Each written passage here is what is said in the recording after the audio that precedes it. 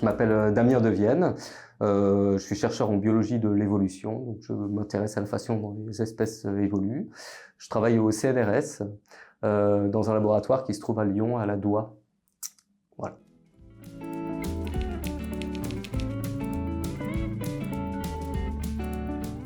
Alors, je travaille sur 3 grandes thématiques principalement. Je m'intéresse à la visualisation des données en biologie, et notamment la visualisation des liens de parenté entre les espèces. Donc j'ai créé un outil qui permet de se promener dans l'arbre du vivant, dans l'entièreté de l'arbre du vivant. Donc ça, c'est quelque chose que je mène un petit peu, qui est entre la recherche et la communication scientifique d'une certaine manière. Donc ça, c'est une première chose. Je travaille aussi sur la composante horizontale de l'évolution. Donc, on sait que les parents transmettent leurs gènes à leurs descendants, etc. Donc, ça, c'est l'évolution verticale classique. Mais on sait aussi qu'il y a une composante horizontale dans l'évolution, c'est-à-dire que des espèces, à certains moments, peuvent se passer des gènes dans un sens ou dans l'autre. Et ça, en fait, c'est quelque chose qui est assez important. Et voilà, donc ça, c'est quelque chose qui m'intéresse pas mal en ce moment. Et puis, la troisième chose sur laquelle je travaille, c'est sur ce qu'on appelle les espèces fantômes. Donc, c'est les espèces qu'on ne connaît pas, soit parce qu'elles sont éteintes, soit parce qu'elles sont pas connues. Et en fait, ça représente la majorité de la diversité, ces espèces fantômes. Et donc, je travaille sur des méthodes pour essayer de détecter cette diversité fantôme, où est-ce qu'elle se trouve, combien d'espèces il y a, etc. En quelques mots.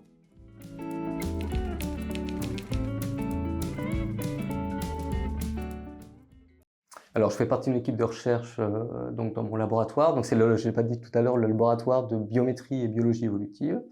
Et donc, je fais partie d'une équipe de recherche qui a des sujets très très vastes, mais donc on travaille ensemble. Comment dire? Chaque personne dans l'équipe qui a un poste permanent a ses propres projets de recherche avec d'autres membres de l'équipe. Donc, il y a une espèce de système à géométrie variable, voilà, en fonction des projets. Et puis, on travaille avec des étudiants qu'on encadre. De la licence jusqu'au master 2 et jusqu'à la thèse, et qui eux nous aident à mener les recherches qu'on mène. Enfin, ils font pas que nous aider, ils font leurs recherches aussi, et puis on essaye de les suivre parfois. Voilà.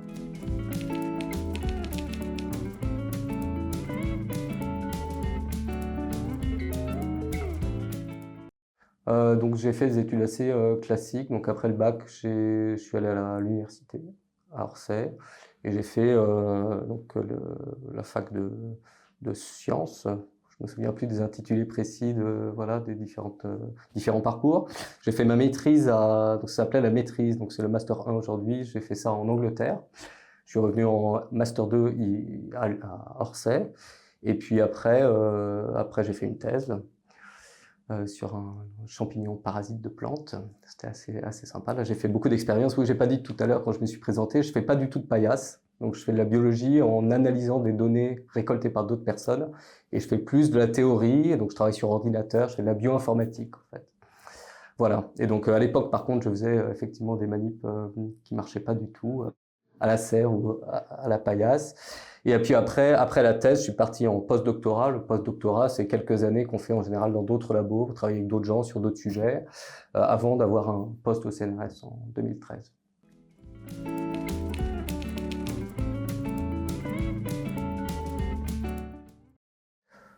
C'est l'ensemble des modifications, des transformations du vivant, commencé il y a à peu près 3,8 milliards d'années, et qui nous a amené à ce que l'on observe aujourd'hui comme diversité, et qui continue.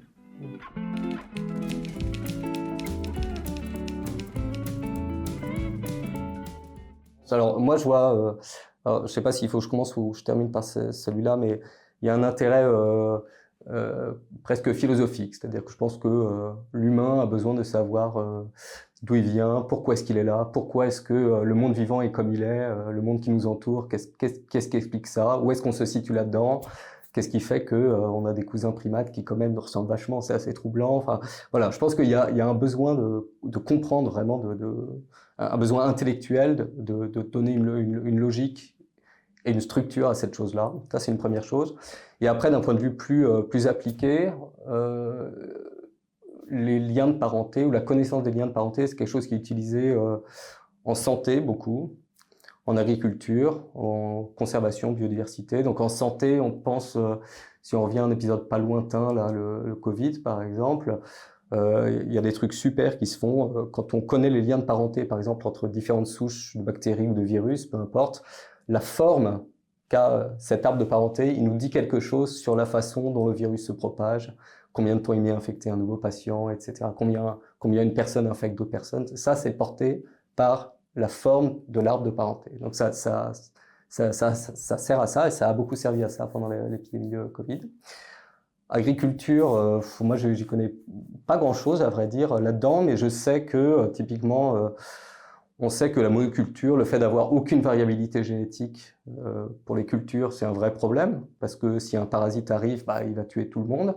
Donc on a besoin de recréer de la diversité, et notamment, je sais que si par exemple chez le maïs, qui est une espèce domestiquée, on a besoin de retrouver des nouveaux gènes qui vont peut-être apporter des nouvelles résistances à des pathogènes, et bah, ça peut être bon de savoir que le plus proche parent du maïs, c'est la théocynthe, donc c'est le maïs sauvage qui a été domestiqué il y a, je sais pas, plusieurs milliers d'années. Et bah, savoir que c'est lui le plus proche parent, que c'est lui le cousin le plus proche, bah, ça permet de savoir avec qui est-ce qu'on pourrait croiser le maïs pour essayer de récupérer un petit peu de diversité génétique. Voilà, ce genre de choses. Et puis la biodiversité, ça c'est plus simple à comprendre, je trouve. C'est l'idée que quand on essaye de conserver des espèces ou de protéger un écosystème, il y a deux façons de faire. Soit on décide de protéger de sorte à maximiser le nombre d'espèces qu'on va trouver. Ça, c'est la diversité alpha. Soit on décide de maximiser la diversité phylogénétique, c'est-à-dire on n'essaye pas de garder le plus d'espèces possible, mais de garder les espèces les plus différentes les unes des autres, ce qui est plus malin, parce que protéger 12 000 espèces d'Escherichia, d'une bactérie, ça n'a pas beaucoup d'intérêt en termes de conservation, parce qu'on a besoin, on a envie que ce soit la diversité qui prévale dans le choix des écosystèmes ou des espèces à protéger. Donc pour ça, c'est indispensable de connaître les liens de parenté entre les espèces.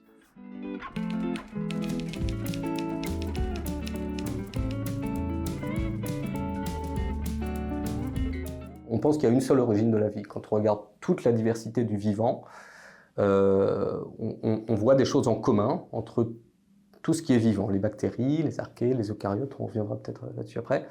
Et donc, on explique ces choses communes de tout le vivant par le fait qu'il y a une seule origine de la vie. Et donc, moi, je pense que pour bien comprendre tout ça, il faut repartir de cette origine, expliquer le processus évolutif tel qu'il se fait, mutation, voilà, spéciation, extinction, etc. Et puis, si on fait ça, on se rend compte de quoi? Que toutes les espèces actuelles, elles ont le même temps évolutif comparé à cette origine unique de la vie. Donc, l'humain et Escherichia coli, qui est une bactérie, et bah, elles ont exactement le même temps évolutif. Donc, de cette façon-là, on ne peut pas dire que l'un est plus évolué que l'autre, parce que le temps évolutif est le même pour les deux. Donc ça, c'est ma réponse. Et après, je pense que quand on dit plus évolué, en fait, je pense qu'on parle plutôt de complexité ou de ce qu'on pense être une complexité, c'est-à-dire que l'humain a beaucoup de cellules, il a une morphologie complexe, etc. Et donc ça, je pense que c'est ça qu'on entend quand on dit plus évolué. Mais plus évolué, ça ne veut rien dire. On est tous autant évolués puisqu'on a tous le même temps évolutif.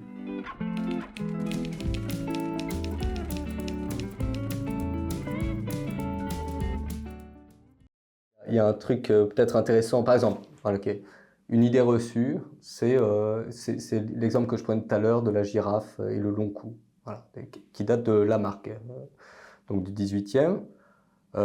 L'idée que si, et je pense qu'on l'entend encore beaucoup aujourd'hui, si les girafes ont un grand cou, c'est parce que les girafes se sont adaptées, comme s'il y avait une sorte de volonté. Donc, et ça, Lamarck, il disait, c'est les caractères qu'on acquiert, typiquement je m'étire le cou pour aller manger là, et ben on les transmet à nos descendants.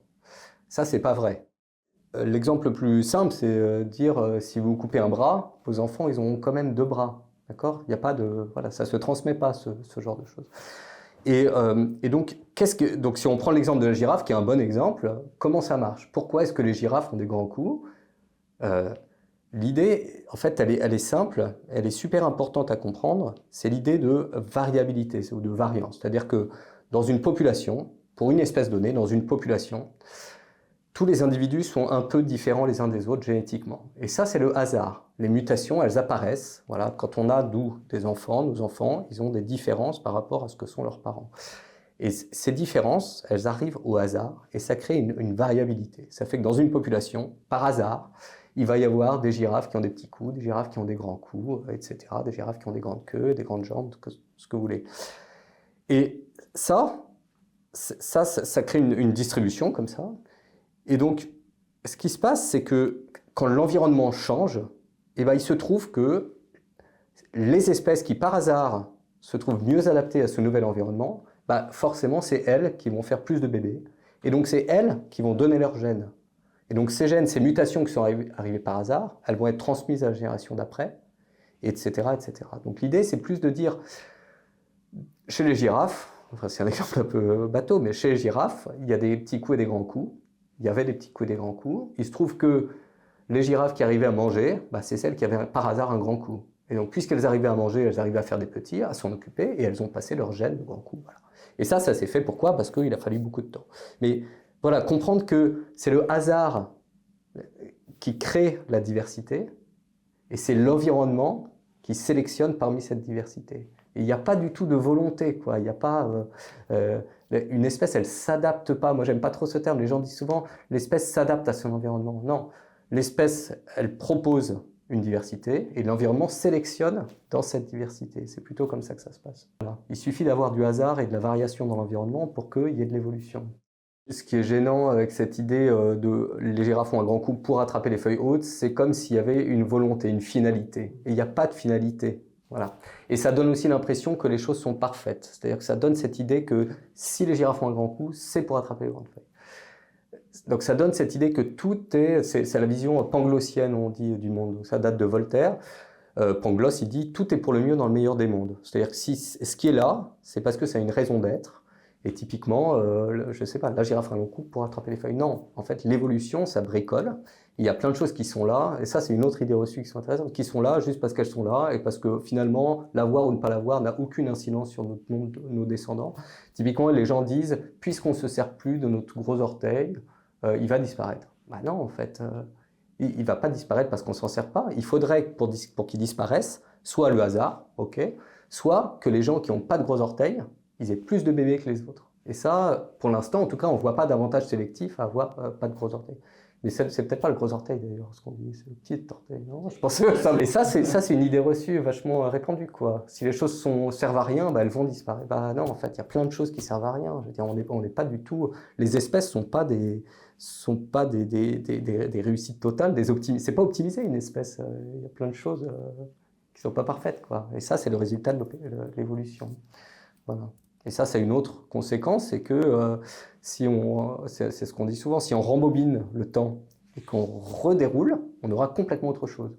Si c'était optimisé, bah, finalement, on aurait la même chose. Ben non, en fait, on sait que, enfin on sait, en tout cas, on pense très fortement que si on remonte le temps et qu'on relance le film de l'évolution, on aura quelque chose qui n'aura rien à voir. Parce que le hasard aura joué un rôle très important.